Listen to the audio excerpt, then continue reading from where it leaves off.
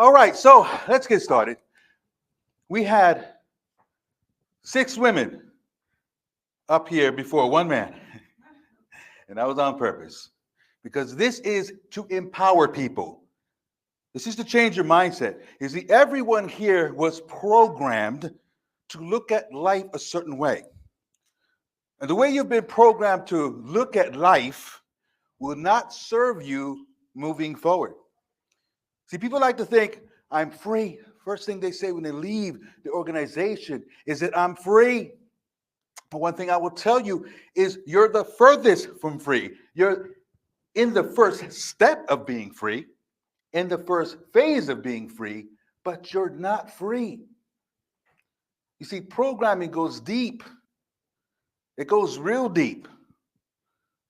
The way you see the world was actually programmed into your mind by the time you were 7, 8, 9 years old.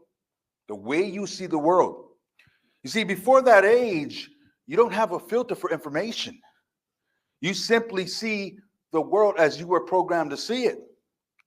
So just because you don't agree with the doctrine of Jehovah's Witnesses, it doesn't mean you don't still look at the world through the lenses of a witness. You see, you got 3 components of your mind. You have your conscious mind, you have your subconscious mind, and you have your super subconscious mind. And the way it works is you respond to what you subconsciously were programmed to believe about yourself, about the world in general. Now, what do witnesses program you to see? They program you to see the world through the eyes of fear. You see, that is how you control people. You control people by giving them fear and giving them the hope to that fear. You give them fear, you make them paranoid about everything, and then you give them the hope to fix it. Now, look at a Watchtower Awake magazine. So many times, half the magazine or half the picture is horrible. There's fire coming from the sky. There's riots. There's people laying on the ground homeless. It's horrible to program you to see the world as being a horrible place. And then this heroic organization is the only path to the cure. So the other half of the magazine is paradise, playing with pandas and lions and all kinds of things like that. And that begins to program your mind to see the world in a certain way. How many of you were told that something was inherently wrong with you, that you were flawed from birth? How many are programmed to believe that? And if you believe that, you act like that. If you believe that, you move like that. If you believe that, you give yourself no hope. If you believe that, you don't see what's great within you. You can't. You can't see what's special in you because of your programming. I'm here to tell you that so many people that leave the organization have a mess of a life when they get out. That's not free either. I mean, if you created a disaster of your life when you left the witnesses, many people had a better life in the organization because they have no bounds, no boundaries outside of it. Now, why do so many people behave so badly when they leave the organization? They behave so badly because they were programmed to behave badly. Now, what was you supposed to happen when you left Jehovah and you don't have his spirit? What kind of person were you supposed to become? How did we look at people who left the organization when we were still a witness? We looked at them like they were scum. Not even worthy of eye contact. Not even worthy of a good morning, good afternoon, how are you, how is your family? Not even worthy of that.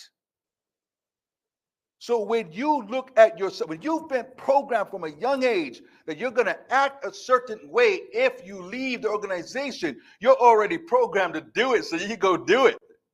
You see, you're just acting out your programming. And that's why it's the first step of being free. Being away from the organization does not mean you're free, because the subconscious mind was programmed to think like a witness. It's programmed in fear. It's programmed in not good enough. It's programmed to say you're not worthy enough, that you're not doing it. There's always something more when you're a witness. How many of you ever felt like you were doing enough? See, if you don't feel like you're doing enough, you don't feel like enough. And you carry that with you unless you begin to address those things in your life. You see, when you come up as a witness, it's like taking your electronics. If I took this here computer to Europe, I can't plug it in. Why? Because the outlets are different. When you leave the witnesses, how many of you had a hard time plugging into the rest of the world? It's difficult, ain't it? You feel like a fish out of water. See, the struggle of being an ex-witness is you can't fit in with the people you understand, which are witnesses. And you can't fit in with the people you were banned from being around. When you're a witness, you couldn't hang out with worldly people.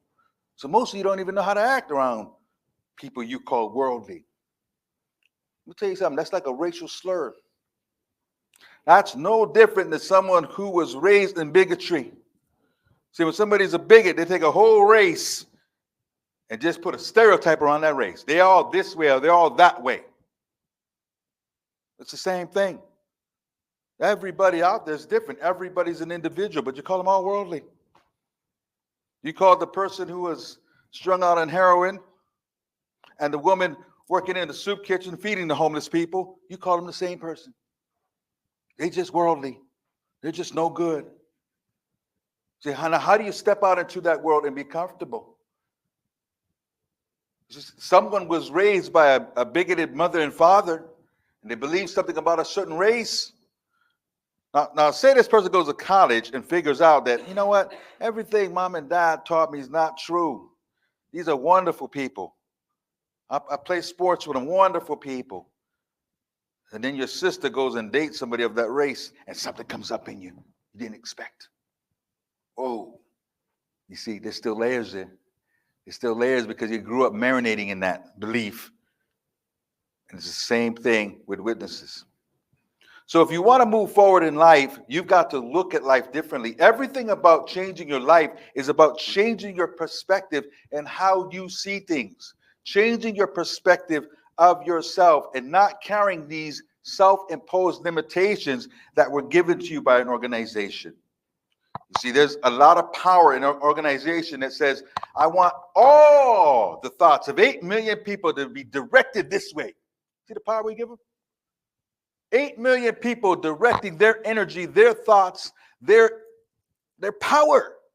You see, the mind is power. Your thoughts is power. You got 8 million people directed to an organization instead of directing it at yourself and what you should be doing.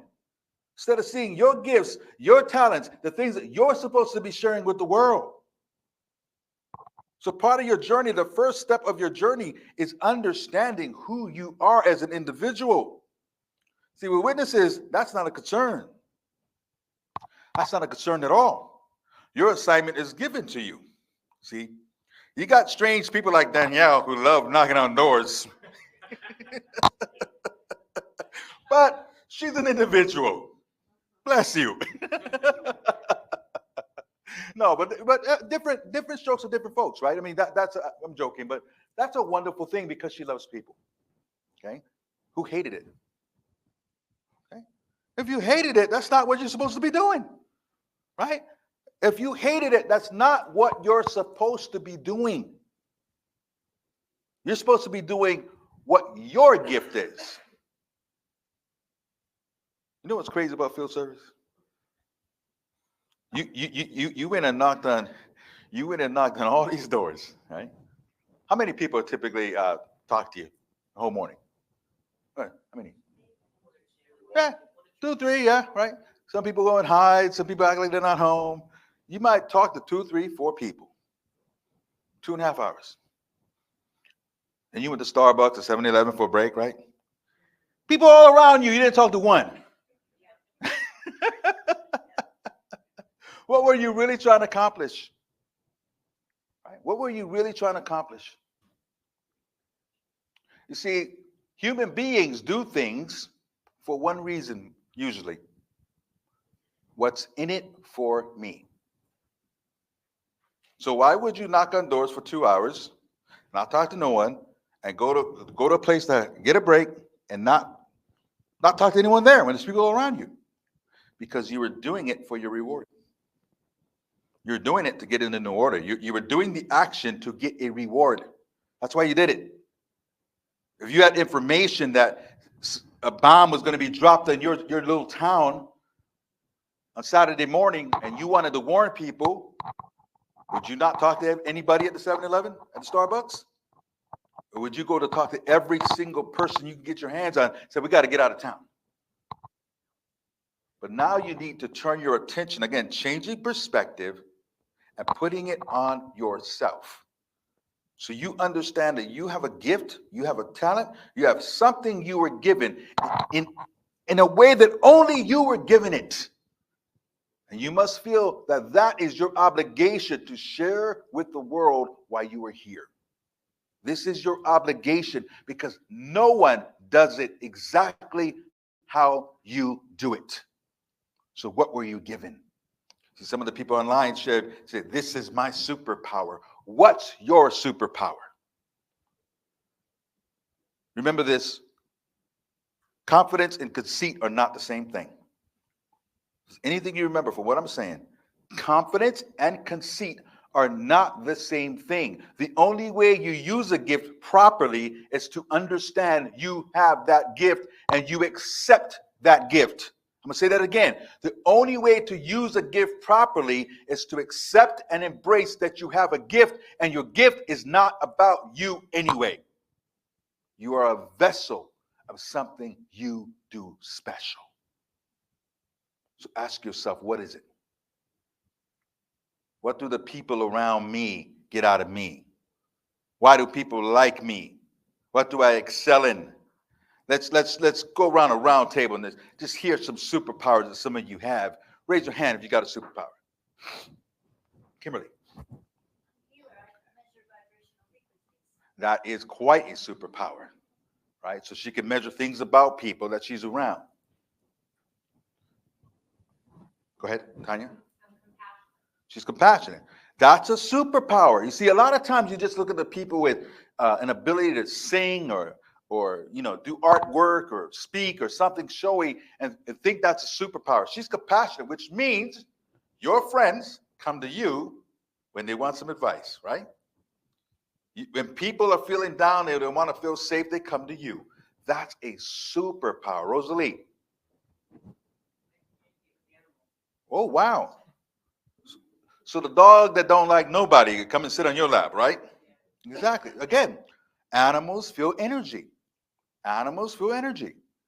So some people can just dial right in there with animals. That is amazing. Another superpower. Jack. I can make complicated things and break it down into simple steps for everybody to understand. Love it. Love it. That's a communication skill. He takes something that's complicated. People's heads are all over the place and go, no, 1, 2, 3 is what matters, which means is all these leaves and all these twigs and all these branches. Jack gets to the base of the tree. He gets to the root of it right away. Awesome. Carrie? All right. Again, intellect. See, there's a certain kind of book smart people just have. That wasn't me. I remember being in math class or in high school, and there's a couple of girls and a couple of boys that would finish their tests in half the time that I could do it and get twice the score. I mean, I get a 70 back or 68, and they got a 99, and they get 100. Like, how did you do it so fast? I took my time. I analyzed. I still got it half wrong, right? How did you do that? That's a certain kind of intellect. There's a certain way of processing information where that brain just works quickly. Some people have a kind of consciousness and a vision that other people don't have. But for me, my gift is more consciousness. I can see things that other people don't see. I'm a visionary of things. That's my thing. I was busy daydreaming in school where people were going through their tests. My brain just could not stay in that classroom. I thought that was a curse, but it's actually a blessing. Another superpower. Heather. Super strength. Not just physically, but I can complete challenges in adverse circumstances. All right. So resiliency. She just comes back. You can't keep her down. She might get knocked down, but she doesn't get knocked out. That's a superpower. Resiliency. Where people quit, she keeps on going. Right? That can be applied to so many things, and That is a real superpower, because when you set your mind to something, you get it done. Okay? Another superpower. My eyes are not, is that Juanita?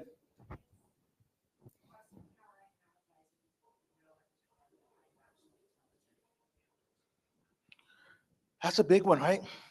How many people are intelligent and never felt intelligent in their life? Danielle spoke to that. You never felt intelligent because no one told you. No one told you.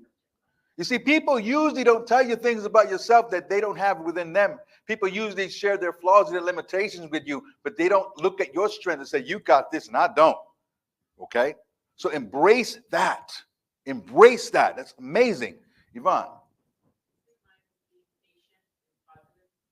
Patience. Oh, patience is a superpower that most of you don't have. I already know that. Patience, because it takes time for things to develop. It takes patience for things to go wrong and you not lose discouragement. It takes patience to stay true to your vision over a long period of time. That's a great superpower. Go ahead. I've learned how to crash through many fear walls. Crash through fear walls. Fear walls. Again, that takes patience. That takes resiliency. That takes dusting yourself off when you fall down. It's a different way of looking at failure, isn't it? When you can get yourself back up. Or you get yourself back up over and over and over again, don't you?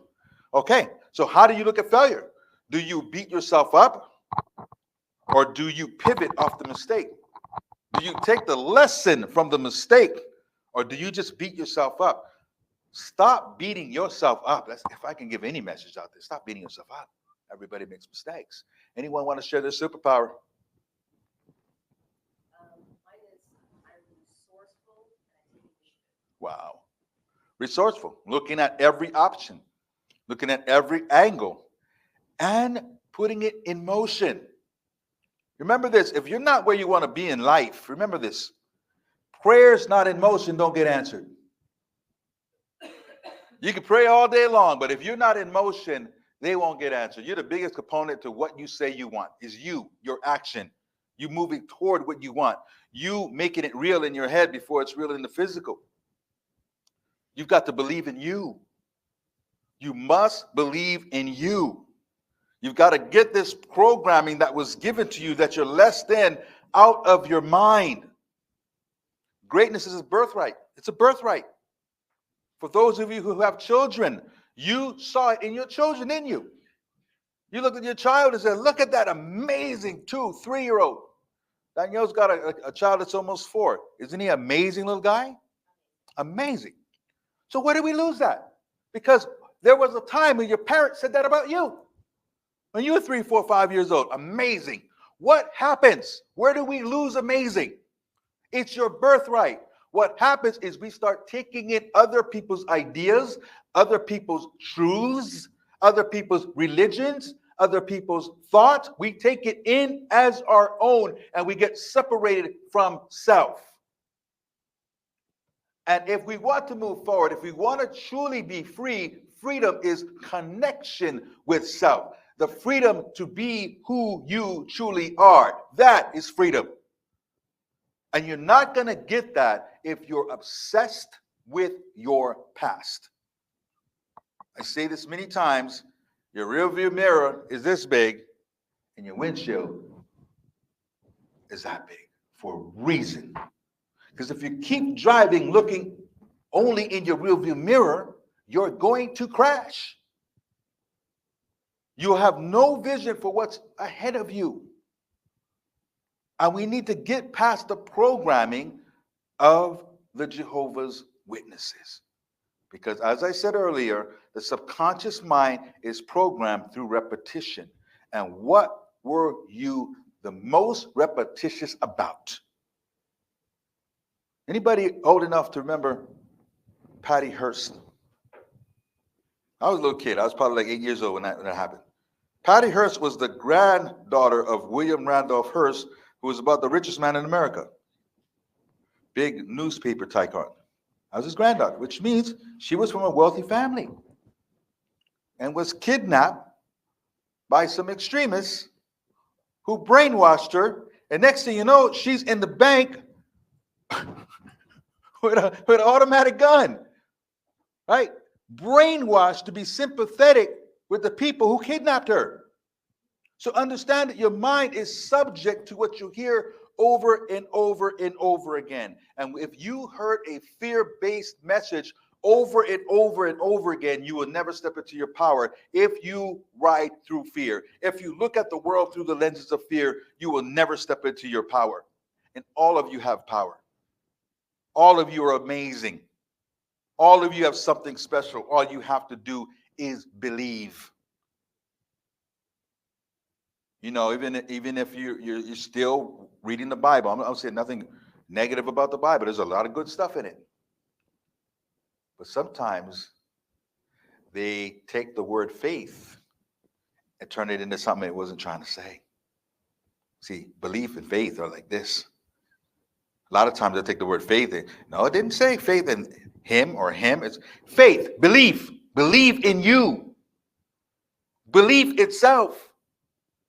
You just have to believe. That's how powerful your mind is. You must just believe.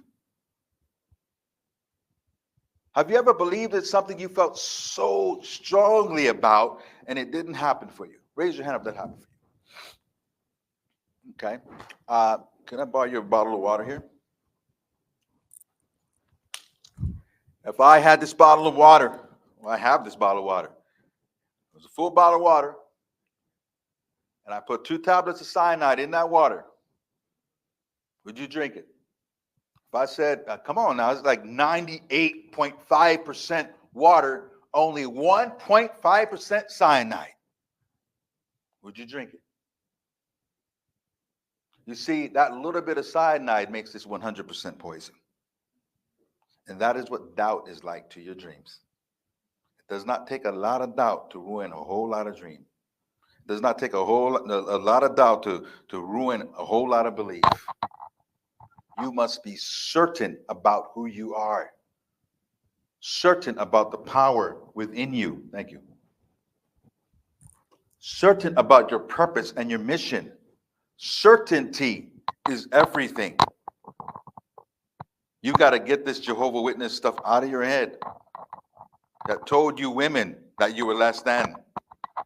How many times did it tell you you're the weaker vessel, you're the weaker vessel, you're the weaker vessel, you're the weaker vessel? How many times did you hear that? How many times did some of you go to elders with your problems, and no matter what, you were the cause? Raise your hand if that happened. Look at it. Every woman raise their hand. Every woman raise their hand. Your man could be stuck on porn watching 6 hours a day. Sisters, are you rendering your due enough? What the heck? My man can't keep up the internet. That's not my problem. Right? Always your fault. So how are you supposed to step into your power when everything was your fault? Some men always wanted to get a position. I mean, maybe you had a personality they didn't like. You couldn't get a position in the congregation. And that starts to affect your self-esteem and the way you see yourself. You got to break past that. Stop telling yourself a story that's not true. Raise your hand if you felt esteem issues, worthiness issues. And if I asked you to give me some solid reasons why you feel that way, I bet you couldn't. I bet you couldn't get, and I'm not talking about how you feel, some substantial reasons of why you don't believe in yourself. I bet you couldn't. It's just a story you're carrying about yourself. It's just a story of less than you're carrying about yourself. Some of you fear thinking too much of yourself. How many of you got that from the organization? Don't think too much of yourself. Why not? As long as, if I see what I do well and I see what Jack does well, good. Because I do this well, he does that well. In fact, we actually work very well like that together, right? Knowing the other person's strength. If I saw what you do well, why can't I see what I do well? Would the world be better if people didn't believe in themselves and talk badly about the person next to them? That's most of the world we live in, isn't it? People want to gossip about each other and they don't think enough about themselves. Is the world better if I thought well of myself and well about you too? Is that a better place? If I can say, yeah, I'm really good at this, give that to me. But check this out. This is not my strength. Can you do this? Because you're awesome at that. Isn't that a better world to live in? To believe in yourself. One of my strengths is the power of words. And when I embrace this power, the power gets bigger and better and more massive. Words just come to me. Words like this poem I'm going to share with you. It goes, if you knock, it shall be open. And if you ask, you shall receive. Now, what you need to find deep in your heart is faith and to believe. You see, having doubt is just like poison. It spreads death to all your dreams. But you having faith is the expectation that what you see will come to be.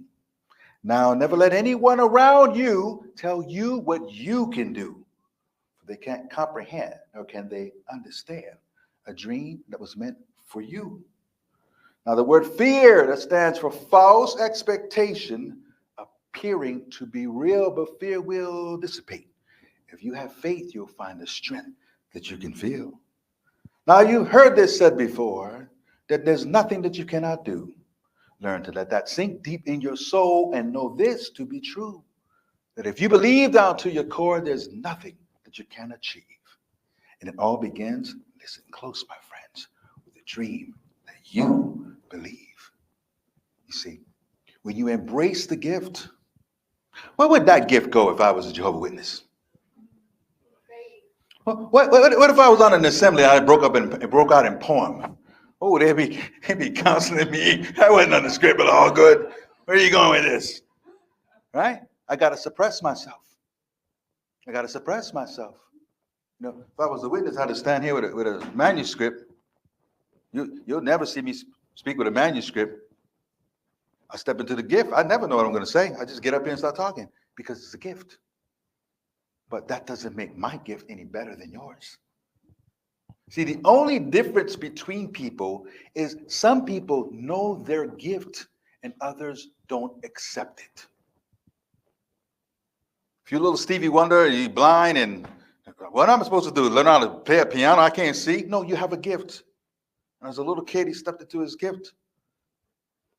And then he created music that touched the world because he saw his gift. But I'm here to tell you, you have something as great in you if you see it, if you embrace it, if you know it.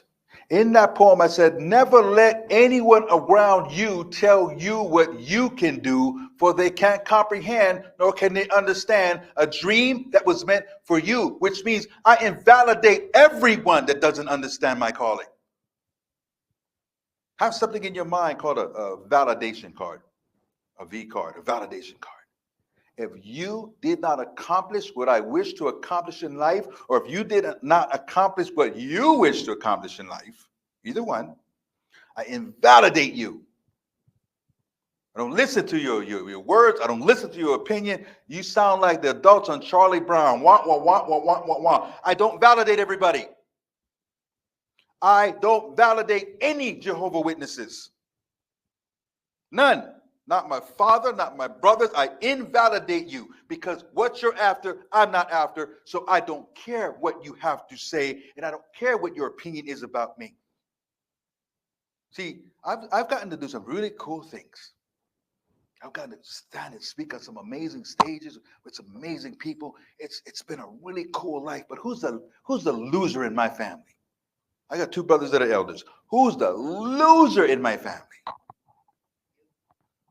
I could become president of the United States of America. I'd still be the loser in my family. So why would I invalidate that? See, if you really want to step into your power, my friends, keep making that religion shrink. Stop making it big. Stop giving it power. Stop looking at people when you run into people you know from your past and walk down another aisle in the grocery market. Stop putting your head down. You stand in your power. You say hello. I say hello to everybody. Why am I not say hello to you? I don't validate your words. I don't validate your titles. Who has the title of disfellowshipping here? Raise your hand. Don't you ever call yourself that ever again. Imagine me being out somewhere and some old lady goes, "Hey, are you Rodney Allgood?" See, I'm back in my hometown. "You Rodney Allgood?" "Yeah." "Hey, you remember me?" "I'm Mrs. Connors. I was your high school counselor." "Oh, yeah, Mrs. Connors. Okay, yeah. How are you?" "You know, Rodney, I put you on detention right before graduation in 1985, and I never took you off, young man. You're still on detention." "This crazy lady. I have not been in your school for 38 years. But some of you carrying this title. If you're not a witness, you're not a witness. All this time after high school, does it matter if you dropped out, got kicked out, or graduated? That was high school. So stop carrying the label because it tethers you to the organization. You're just not a witness. It's not. Talk to who you want to talk to. Watch how uncomfortable they get. Watch who runs away when you don't show any reverence for it. Oh, they don't know what to say. See, a lot of times, I remember when I first left, people go, hey, Rodney, hey, man, you know the end is getting near, bro. You think about coming? Oh, yeah. I would just say yeah to appease them, like I might come back. Yeah, you're right. Yeah, I hear you, man. Yeah, I would do that. Now I'm like, no, me and you have very different beliefs about that part of life. Anyway, how's the wife and kids? Yeah, I just take over the conversation. But I'll tell them straight up, no, me and you don't believe the same thing about that. Let's move on. But I stand in my power. Stand in your power. I don't care who it is. See, as a human being, you're supposed to evolve and grow. Witnesses are the same people at 80 as they were at 30. They don't grow. You can't grow. Any kind of growth will take you out of the organization. Any kind of growth. I don't care what it is. Any kind of growth. And that's the problem today. There's so much information coming in. You could be watching Ancient Aliens on the History Channel, and that'll create a doubt, right? It can come from any kind of source, so they keep themselves boxed in with limited knowledge. Allow yourself to expand. When you see witnesses, understand that you expanded and they stayed small. See, they get small to me. I got real big to me in my head. I know everything you know. I know everything you don't know. Why am I going to shrink up? It's you that's stuck. I know everything's going to come out of your mouth before you say it. So stand in your power. Get rid of their labels. Look at your time as a witness the way you look at high school. When you were 20, did you care about high school things? No, you moved on. You were working. You got married, whatever it was. You didn't care about high school things. You moved on. With the witnesses, you graduated. You mentally graduated. It doesn't even have to be a negative. See, I look at my time as being a witness, and I look at it, and that's just where I was when I was there. It's not positive or negative. I had great times camping with people and 12 families and all the things. I had good times. But I outgrew it. Now it's time to grow into who you are. And stop doubting yourself. What's keeping you from living your life to the fullest is the doubt you carry. Ask yourself, what things am I carrying from the way I was programmed that I still carry today? Allow yourself to outgrow the people of your past, even your parents. You see, your parents will never see that you've mentally outgrown them. They'll never see that your consciousness is way beyond. They'll never see it. They'll just think that because they're older, they know better. But only people that grow can see the growth of another person. People who do not grow themselves will always refer to you as who they knew or who they wish you to be, not who you've become. They can't see who you've become. I'm not saying they're unwilling to. They can't. People that don't grow need everything to stay the same. So they're going to put a label on you. See, some ex-witnesses like to take labels like, oh, I'm a proud apostate. It still ties you to the religion. Just be you. Just be you. You don't need to, I'm not, Well, some people might have done it. If you did it, you did it. But you don't need to get a tattoo saying No, just be you. Just see your growth. Accept your growth. What you fight against will resist. Let me give you an example of what I'm talking about. Jordan, come up here and bring a chair. When people want to resist or people want to push back against something, I'm going to show you an example right here. Okay? All right, so just face me. Yeah. Some people are so busy fighting the witnesses instead of just letting things be as they are. Jordan, put your arms out like that. Okay? I'm going to push against him. Okay? Ready? All right. What will happen if I keep pushing? All right. Did I tell him to lock his elbows? Now, what happens if he don't lock his elbows? Put your arms up again. Right? What happens? I'm going to fall over. Right? So some of you are so busy pushing against your parents and pushing against people. And if you do that, they're going to resist you and you're going to create exactly what you don't want. But when he doesn't lock his elbows, I fall over. So what I'm trying to say is be the best version of you. While he's up here, I'm going to show you a couple other examples that show you the power of your mind. Okay? So stand up. All right? And this is the power of certainty. And this is why I want all of you to know exactly who you are. I want you to put your fingers like this. You're right or left-handed? Okay. Right, sure. Okay. Don't let me pull your fingers apart. Okay? Hold them tight because I'm going to pull your fingers apart. Okay. So say this out loud. I will try to hold my fingers together. I will try to hold my fingers together. Say it again. I will try to hold my fingers. One more time. I will try to hold my fingers together. Don't let me pull them apart. Okay? See this? Put them back together again. Say, I will hold my fingers together. I will hold my fingers You together? can't. No, not with doubt. I will hold my fingers I together. will hold my fingers You together. can't move my fingers. You cannot move my fingers. You are not going to move my fingers. You are not going to move my fingers. Well, this is hard. Power of words. Say, I will say it one more time. Now he knows what I'm going to do. Say, I will try to hold my fingers together. I will try to hold my fingers. Say it again. I will try to hold my fingers One more time. together. I will try to hold my fingers together. Doesn't matter if he knows the power of words. Speak strength into yourself. Thank you, brother. Speak strength into yourself. Be certain about who you are. Be certain that you were given something for you to share.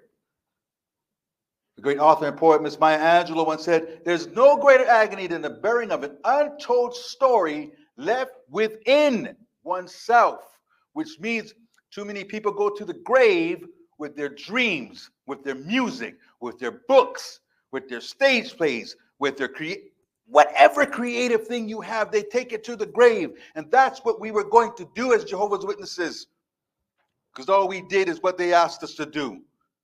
We weren't being authentically ourselves. So in closing, I want to share one more poem. Listen to every word of this. This is called The Gift, because everyone has one. And it goes like this. There's a gift that dwells inside of you, bestowed by the universe. Your purpose lives within your heart, for it was given to you at birth. Your worth is not in question, but it's doubt that won't let you see the greatness that resides inside of you. It's your belief that sets it free.